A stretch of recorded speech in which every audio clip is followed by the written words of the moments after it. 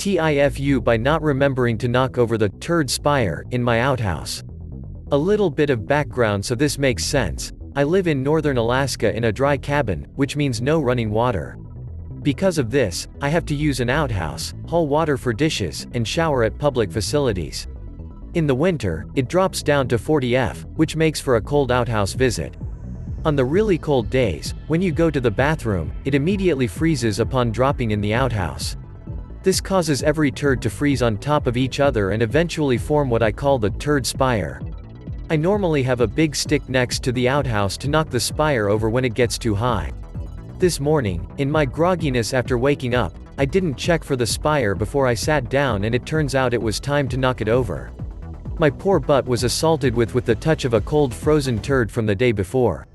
The worst part is, when it happened, I kind of make a small surprised sound. My outhouse faces my neighbor's house, which usually isn't a problem. But today, he was just getting into his car and I am pretty sure he noticed. I am both embarrassed if my neighbor saw that and disgusted. I immediately left to take a shower after that. TLDR. Forgot to knock down the turd spire, frozen waste that builds on itself, in the outhouse. My butt touched the spire when sitting down. Pretty sure my neighbor heard and looked over. TIFU by urinating on my battery charger. Yesterday I was at my annual Christmas beer tasting with my family. We tasted 20 different beers with increasing alcohol content. Before going there, my brother invited me to dinner and there I drank 3 small beers. Not smart, I know. At the last beers, I was quite drunk, so I drank the last beers like water. So smooth and nice, okay sign. Then I walked home and went to sleep. When I woke up, I noticed that there was no electricity in my apartment. Finding it quite odd, I checked the electricity and saw that one of the fuse was out. I turned it on, but still, no electricity in my whole apartment.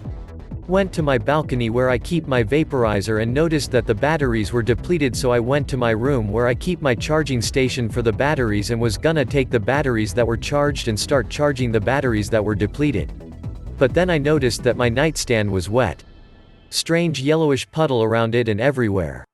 Then I remembered, I woke up in the middle of the night and instead of going to the bathroom, my drunken self decided to urinate on my charging station.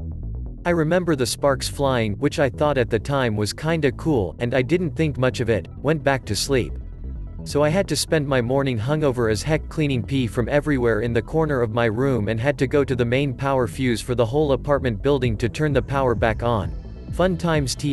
DR decided in a drunken stupor to pee on my battery charger, knocking out all electricity in my apartment and making a huge mess.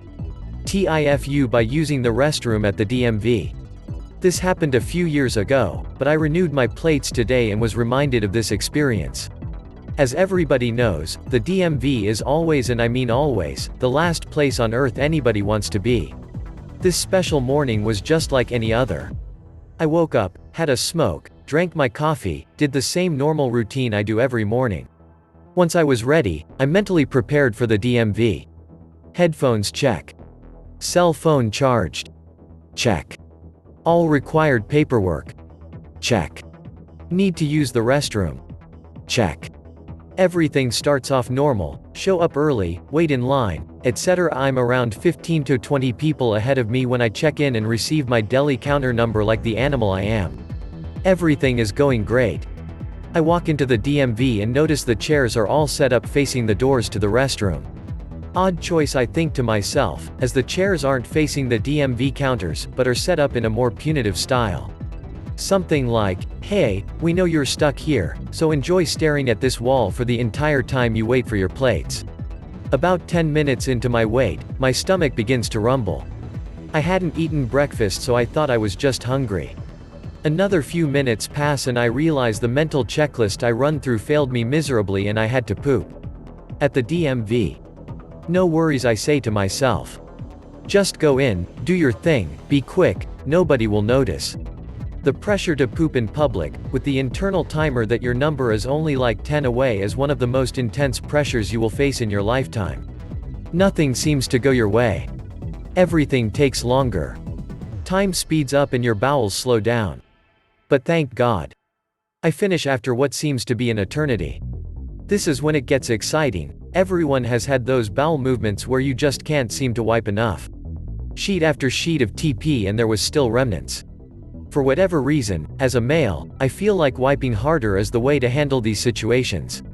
So, there I am going to town wiping, when the locked door wiggles.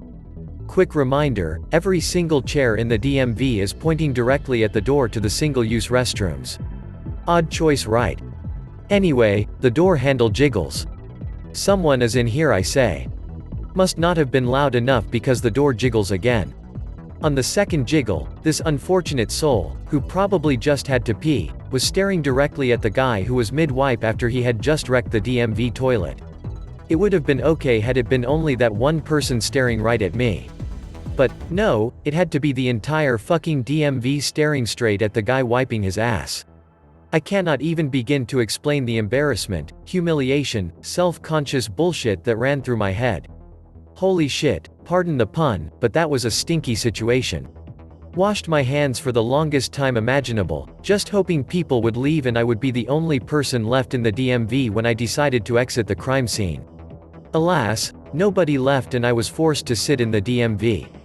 Staring at the place where I was humiliated in public, constantly reminded of the bad things I had done for the next 30 minutes. Never have I ever been so thankful to leave the DMV after getting my plates. TLDR. Caught wiping my ass by the entire DMV because someone opened the locked door. Got my plates though. TIFU by hot boxing in my office. Our country is currently in a lockdown and everyone who can should work from home. Since I am the IT guy in our company, I had to be in the office for some server stuff. Everyone in the company knows that I am in the office at least 3 days a week, and so everyone asked me to water their plants. I said sure thing, and to make it easier for me I put all the plants into my office. Some of them are close to the window and so I can't really open them easily. Since I had dinner with egg and a Hefeweizen the day before, I had to let off some gases really badly. I thought nobody is in the office due to the lockdown and left out the hot air. At least 2 hours later my office door suddenly opened. It was my boss. He took 2 steps into the room, breathed in, stopped immediately and just said, "Can we meet in my office?" and left quicker than I could even reply. Guess I was not alone in the building. TLDR. Thought the company was empty due to lockdown, windows in my office are blocked, had to set free some methane in my office, boss came in. TIFU by trusting a girl I met on Tinder and accepting her home-baked goods. Ladies and gents, this is a long one but there are lessons to be learned here. Sorry for the format, I'm on mobile. TL. Doctor at the bottom. Obligatory. This didn't happen today but a couple months ago. The story starts off with my lonely ass swiping through Tinder and matching with this cute girl who we'll call MJ.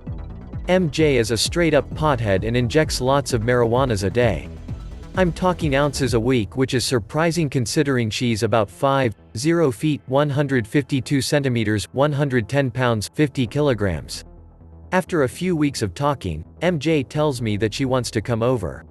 She says she baked some special cookies for us and made them with a lot of love.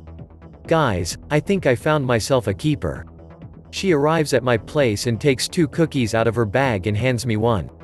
My fat ass is sitting here confused, wondering where the rest of the batch is, but okay, no problem. I'm happy a female other than my mother did something nice for me. MJ swallowed her cookie whole and proceeds to watch me take a bite out of mine. The cookie tasted stale, however, I was trying to get laid so I popped the rest into my mouth and told her they were amazing. I really wasn't interested in finishing cookie so I excused myself to the bathroom. As I walk out she says, "You better not spit it out," to which I replied, "OFC not." Upon entering the bathroom I immediately spit it out. I return and there she is on my bed giggling excitedly. She then proceeds to tell me that they are weed cookies. Her odd behavior now made sense, but I was kinda disappointed she didn't mention it to me before eating her ass-flavored cookies. Oh well. Anyways, things got hot and we end up touching genitals. Woohoo, your boy got laid. A few minutes later I started to feel weird. I tried to explain to her how I was feeling and I proceeded to spew out the most unintelligible collection of words ever spoken. She starts laughing and says, "You're so high." I smoke weed all the time but it has never made me feel like this. I told MJ I'd be right back and I went into the room next door. As soon as I walk in I collapse and roll into the fetal position.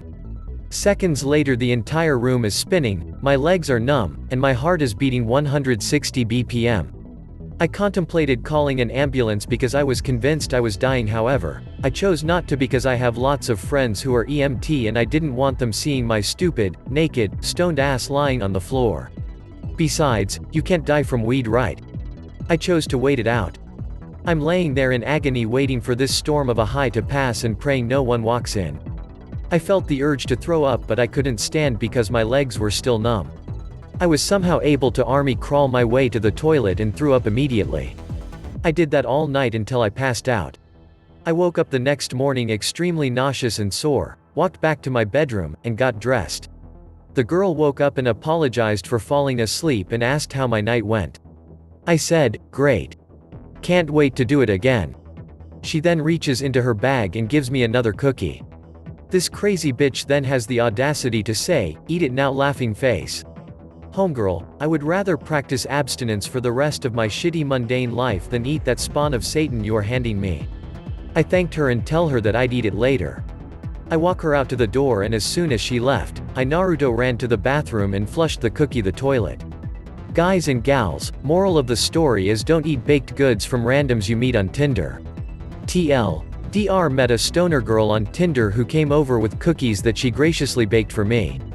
The cookies tasted like shit but I wanted to get laid so I ate it and complimented her afterwards. Successfully got laid but unbeknownst to me, the cookies were laced with the strongest weed in the whole flat world. I then had the worst night of my life and proceeded to die and resurrect from the grave. People, don't trust anyone you meet on the internet.